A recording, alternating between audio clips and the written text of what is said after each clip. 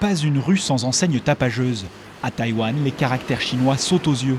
Mais Charlotte Paulet, qui vit ici depuis 7 ans, planche sur une autre langue. Elle traduit du sanskrit, un dialecte indien vieux de 2000 ans.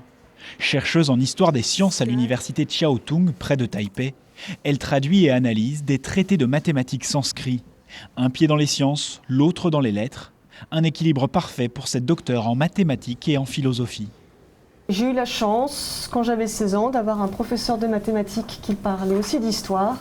Et donc je me suis intéressée à l'histoire des mathématiques et en particulier l'histoire qui n'est pas encore dans les livres, donc celle qui est écrite en sanskrit et en chinois. Le chinois, Charlotte le parle couramment. Elle donne même un cours de philosophie à l'université dans la langue de Confucius.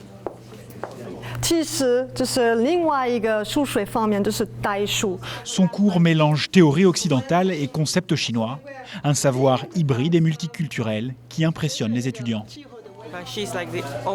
Des étrangers qui enseignent la philosophie en chinois, je n'en connais pas d'autres. Elle est la seule.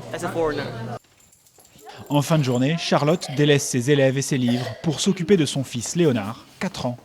Plus question de philosophie ou de mathématiques, c'est désormais l'heure des travaux pratiques. C'est très bien, moi ça me fait faire des choses manuelles. Ça me change. Avec un papa taïwanais, la famille jongle entre français et mandarin. Léonard est parfaitement bilingue. Son avenir s'écrit à Taïwan. Je pense qu'on est là pour un bout de temps.